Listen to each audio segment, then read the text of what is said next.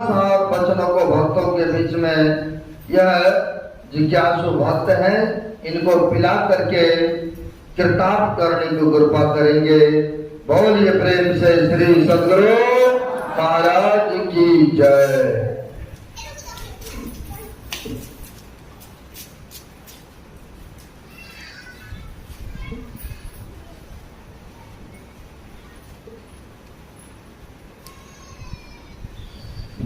सद्गुरु महाराज की जय। बंदो गुरु पद कृपा सिंधु रूप हरि महामोह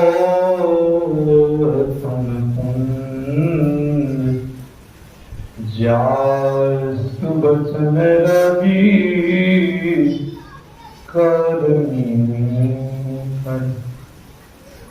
मंगल मूर्ति सतगुरु मिलवे सर्वाधार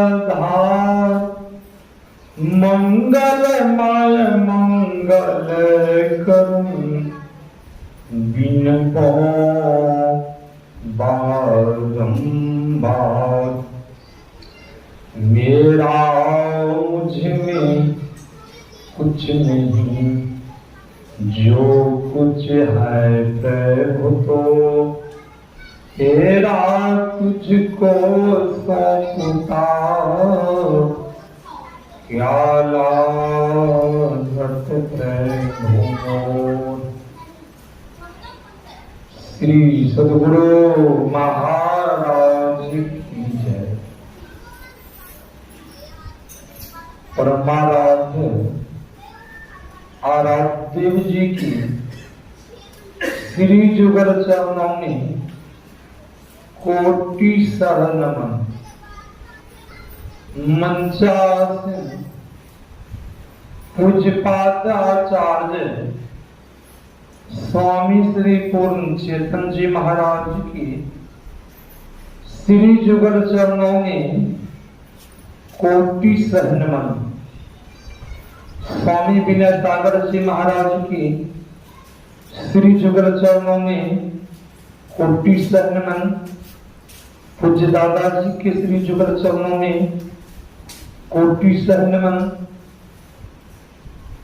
हमारे जयप्रकाश बाबा, इनको भी नमन है। सत्संग उपस्थित धर्म प्रेमी माताओं एवं बहन सबों को मेरा नमन है। अभी हम लोग संत स्तुति गुरु विनती गान की, हम लोग संत स्तुति गुरु विनती क्यों ज्ञान करते हैं? संतों की हम लोगों को ऊपर बहुत उपकार है, गुरुओं की बहुत उपकार है, माता पिताओं के भी बहुत उपकार है। इसलिए हम आप संत भगवान के स्तुति गान कर रहे हैं और फिर पुनः पाठ सुनाया जाता है। पाठ इसलिए सुनाया जाता है, उनका एक आधार विषय बनता है, उनके अनुकूल वक्ताओं को बोलना होता है। अभी का हम आप जो श्री रामचरितमानस से पाठ श्रवण किए हैं, इस पाठ के आधार पर हम आप विषय को भी जान गए होंगे। आज का विषय क्या है, मनुष्य शरीर का क्या विशेषता है, क्या महिमा। और आज स्वतंत्रता दिवस भी है।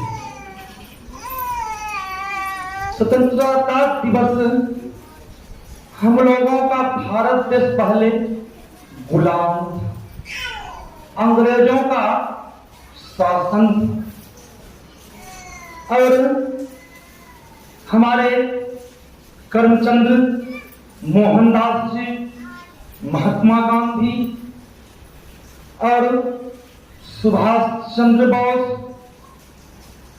महाराजा रणजीत सिंह जी, इन लोगों का बहुत उपकार है। हम लोगों का भारत देश आस्तिक देश है और जब स्वतंत्रता हुआ और अंग्रेजों इस देश में जब राज करते थे, अंग्रेज मांस मछली भी खाते थे, शराब भी पीते थे और चाय भी पीते थे। वही लोगों का आज चाय पान हम लोग पीते हैं, सिगरेट जो पीते हैं वही अंग्रेजों का देन है। हम लोग सिगरेट पान चबाते हैं, चाय पीते हैं, उन्हीं का देन है।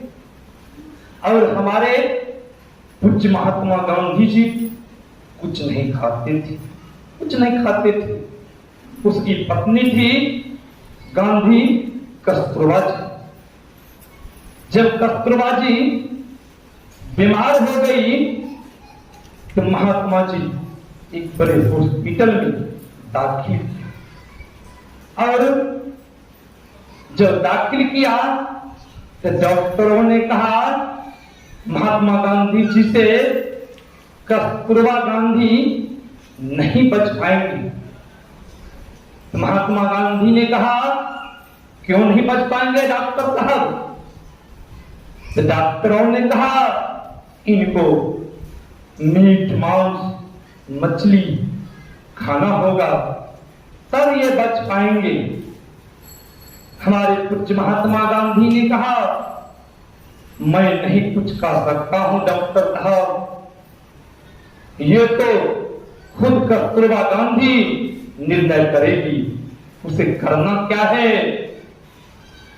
जब कस्तूरबा गांधी से पूछा गया तो कस्तूरबा गांधी ने कहा डॉक्टर साहब मैं मीट मछली खाऊंगी, क्या आप दवाई नहीं चलाएंगे?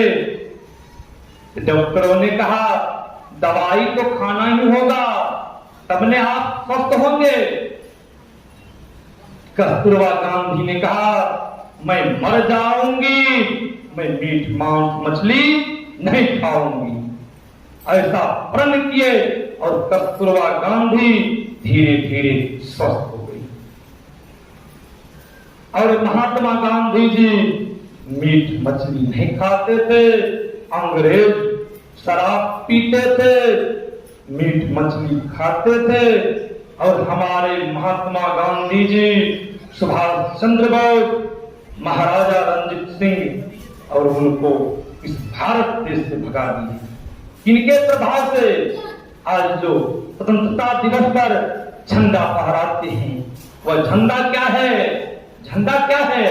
वह धर्म का प्रतीक है, वह झंडा धर्म का प्रतीक है। जिस तरह रावण और भगवान राम में युद्ध शुरू हुआ था तो विभीषण ने कहा था प्रभु रावण तो महाबलवान है, वो बहुत तांत्रिक है, बहुत मायावादी है और आप तो एक साधारण मानव की तरह है। आप तो इस रणभूमि में पैर में चप्पल भी नहीं पहने हैं। रावण को देख लीजिए, ये रथ पर सवार है। तब भगवान श्री राम ने कहा था ये जो धर्म में मेरा रथ है, धर्म में रथ है, मैं तो धर्म में रथ पर सवार हूं। रावण तो अधर्म में रथ पर सवार है। धर्म में रथ का विजय होता है, जो झंडा लगा हुआ है वह धर्म का प्रतीक है।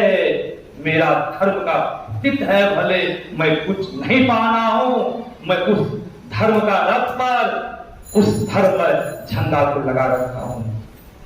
विभीषण सोच लो विजय किनका होगा और किनकी विजय हुई थी? भगवान राम की जीत विजय हुई थी और अधर्म का नहीं हुआ। हमारे महात्मा गांधी अंग्रेजों को इस देश से भगा दिया। हम लोग भारतवासी है, ये आज नास्तिक देश है। हम आप आज नास्तिक बनते चला जा रहे हैं। भारत का जब दरअसल में उनका जब अर्थ को हम आप जानेंगे तो हम लोगों को ज्ञात हो जाएगा कि हम लोग जो मीट मछली मांस खाते हैं तो हम लोगों को ज्ञात होगा कि हम कभी नहीं खाएंगे। भा का अर्थ होता है प्रकाश, ज्ञान। रस का अर्थ होता है लगनशील। जो प्राणी उस ज्ञान में लगनशील है वही भारतवासी है, वही भारतवासी है।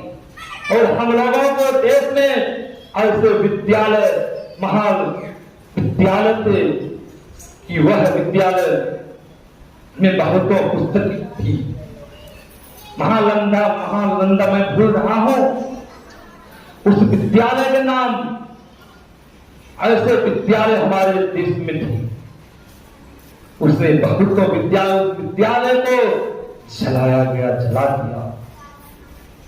वही संत महापुरुष ऋषि कहते हैं हम आप भारतवासी होकर के आज हम आप नास्तिक बनते चले जा रहे। वेद उपनिषद ग्रंथ को पढ़ेंगे, शिव पुराण को पढ़ेंगे, विष्णु पुराण को पढ़ेंगे, योग वशिष्ठ को पढ़ेंगे, मार्कंडेय पुराण को पढ़ेंगे, गरुड़ पुराण को पढ़ेंगे।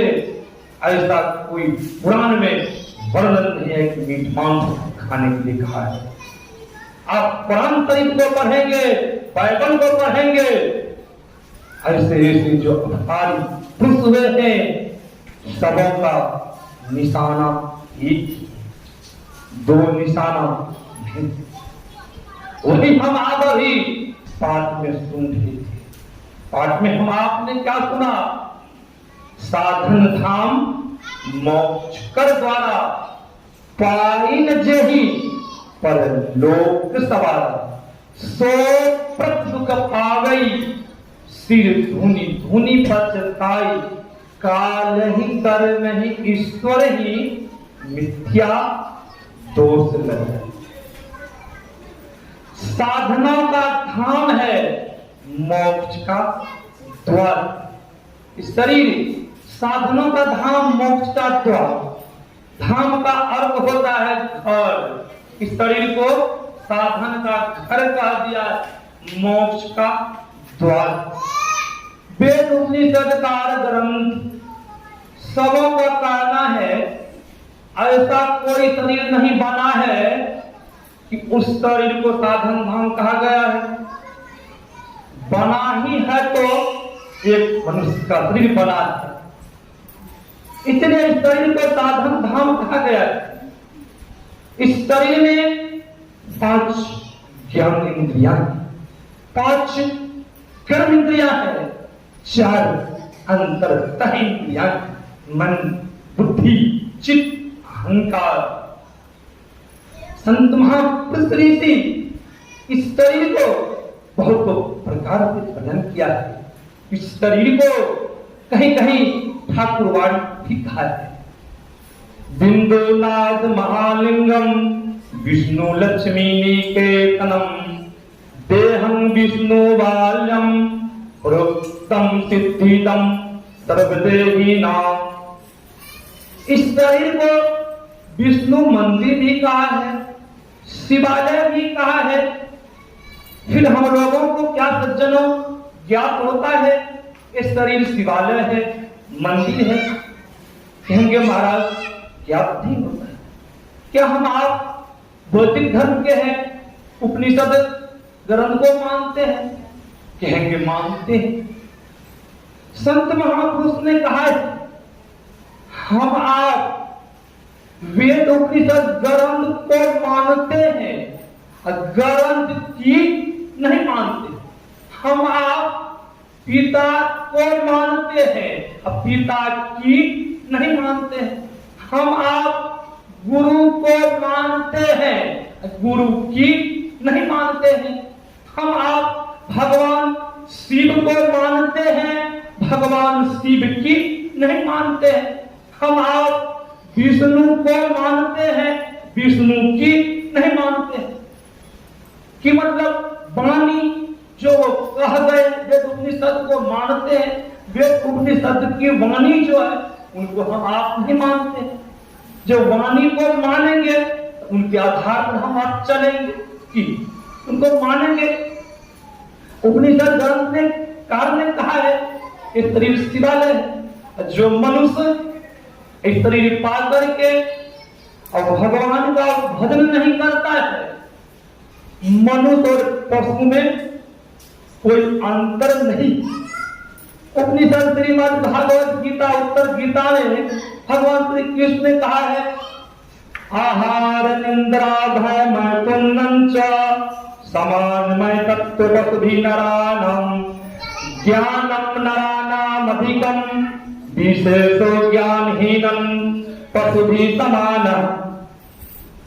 भगवान श्री कृष्ण ने कहा मनुष्य भी 4 काम करते हैं, मनुष्य भी आहार विहार करते हैं, मनुष्य भी भोजन करते हैं, सुंदर से सुंदर भोजन करते हैं, और पशु भी भोजन करते हैं।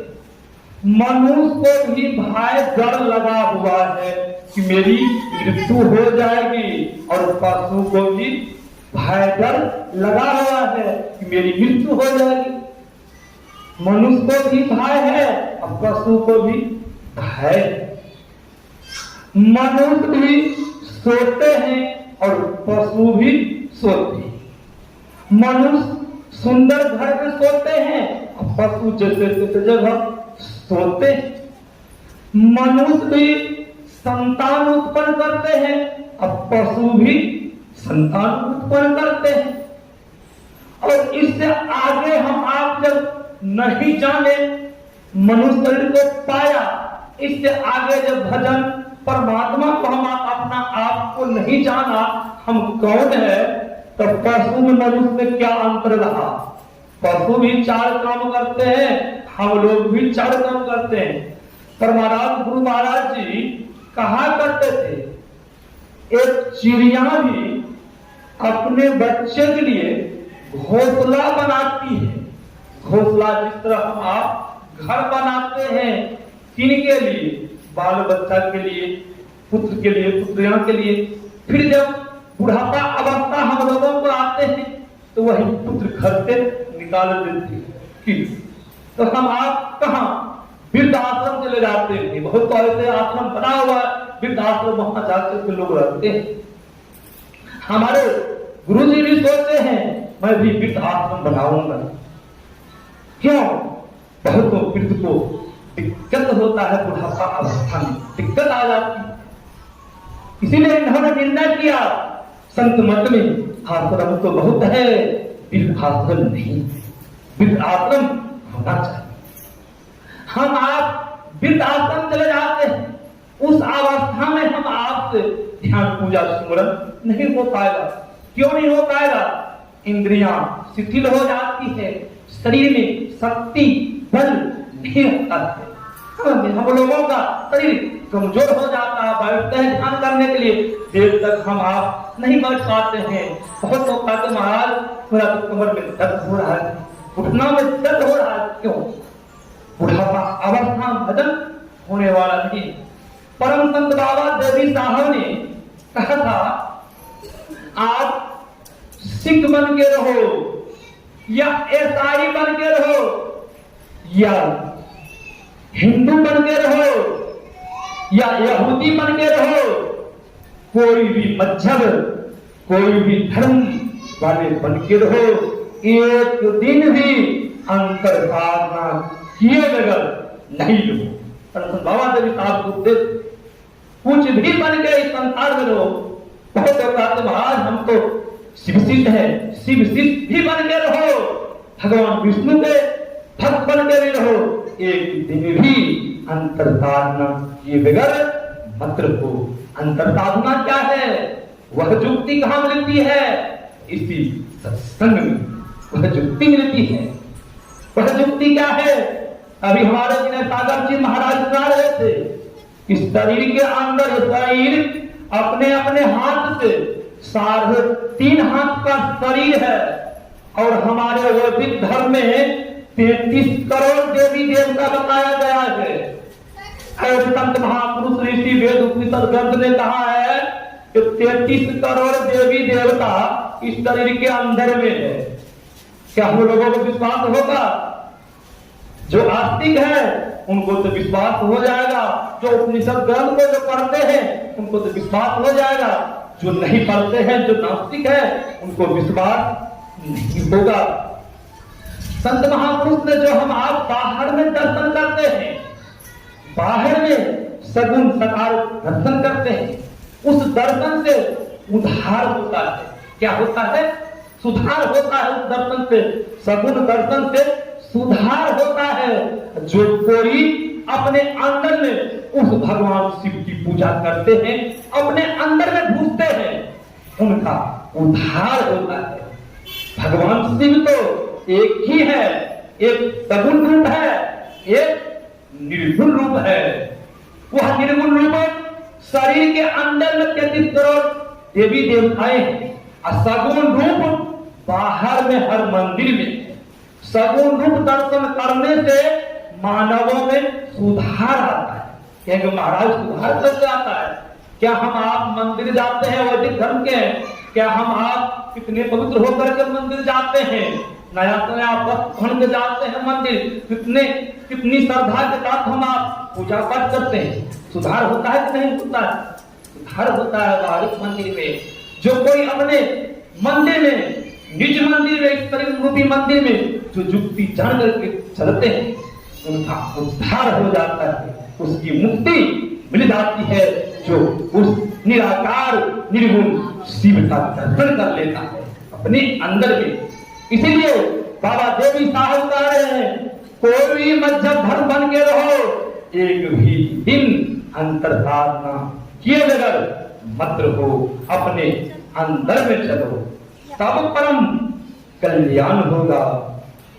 हम आप अभी सुन रहे थे, जो भजन नहीं करते हैं, मनुष्य का शरीर पाया है, भजन नहीं करते हैं, उनको अंत में पछताना होगा। बहुत आदमी को आपने देखा होगा, जब शरीर छूटता है उस समय वह आदमी रोता है। क्यों रोता है? बहुतों की कामना करते हैं कि मुझे उनको बुला दो, मुझे उनको बुला दो। ऐसा क्यों? उसकी इच्छा होती है मैं उनका दर्शन करूं, उनका दर्शन करूं। संत महापुरुष ने कहा है, वह क्यों रो रहा है? जमदूत की अंदर में पिटाई हो रही है, इसीलिए वह मानव रो रहा है। वह विलाप कर रहा है, मैं उनका दर्शन करूंगा, मुझे पिटाई से छुट्टी मिल जाएगी। दर्शन ही करता है वह आदमी आता है, फिर भी पिटाई से छुट्टी नहीं मिलती है।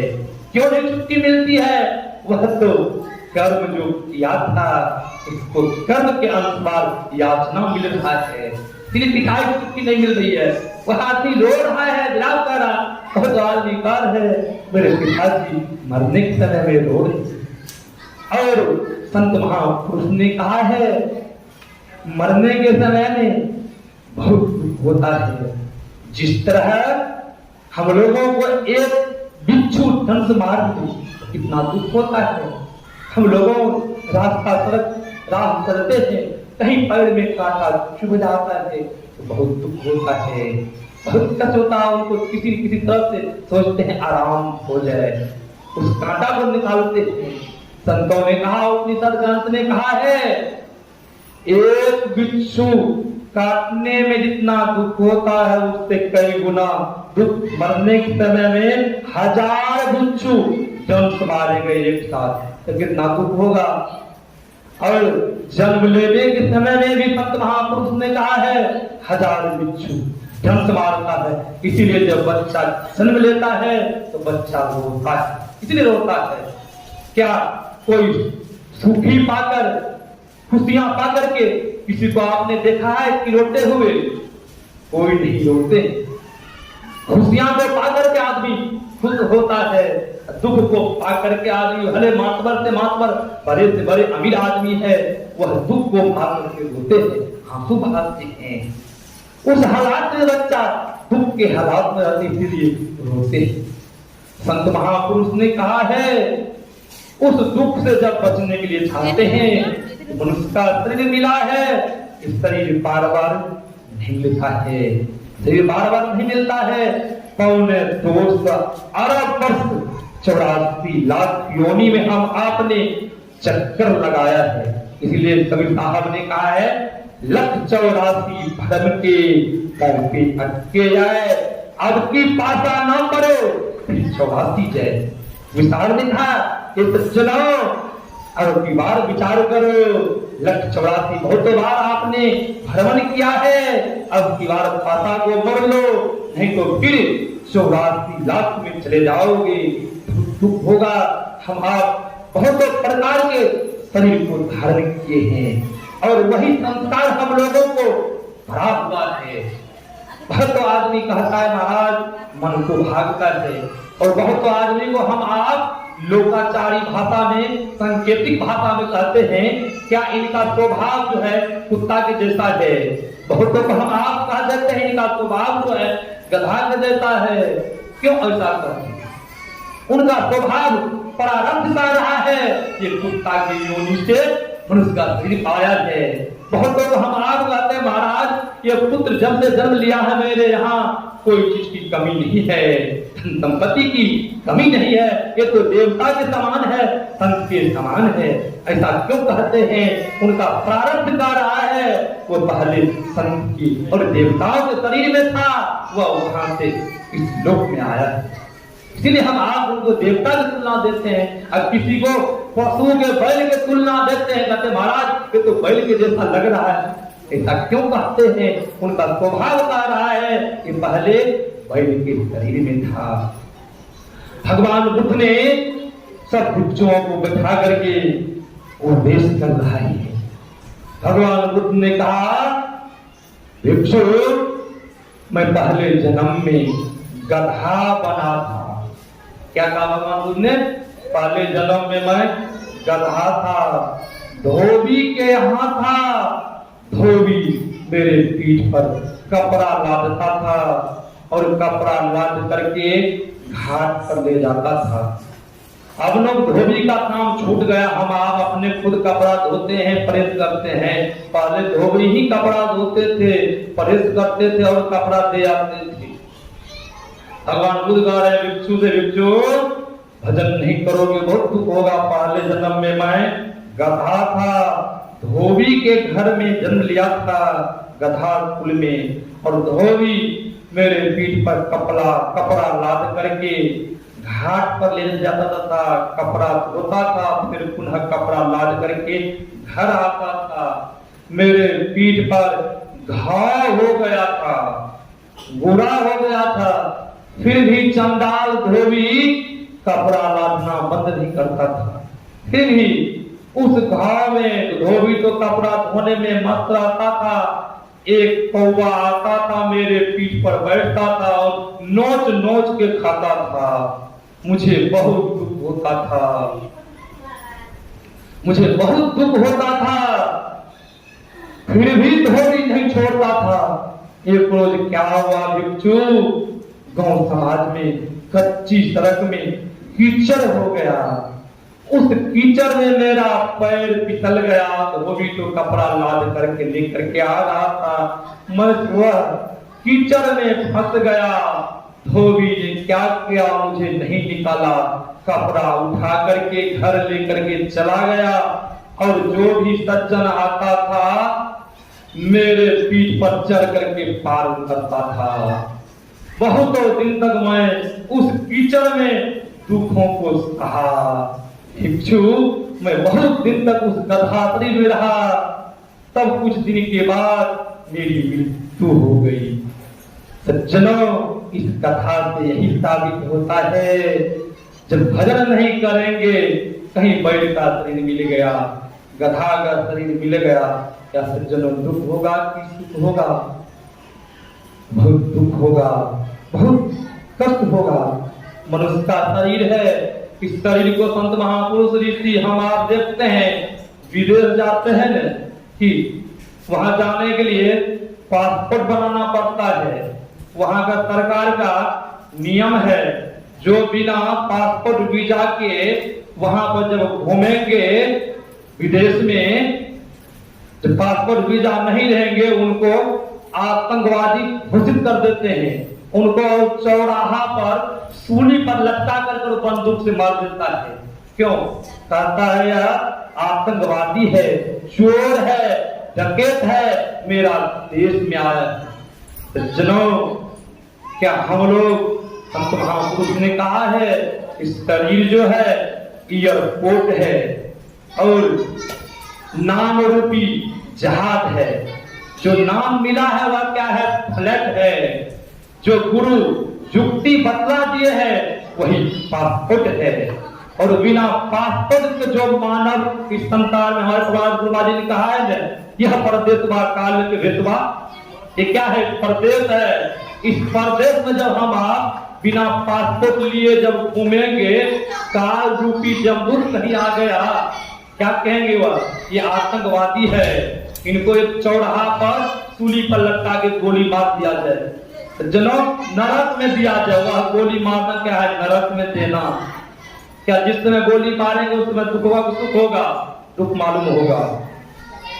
इसीलिए हम आज भी जो अभी तक पासपोर्ट नहीं लिए हैं, वह गुरु से युक्ति जान ले, वह पासपोर्ट ले ले। वो जो मंत्र है वही है नाम रूपी जहाज है, जो चढ़े से उतरे। जो उस नाम रूपी जहाज पर चढ़ गया, उनका एक न एक दिन उतरना। वह पासपोर्ट कहाँ जाती, वह जहाज कहाँ जाएगी? वह परमात्मा की घर तक जाएगी।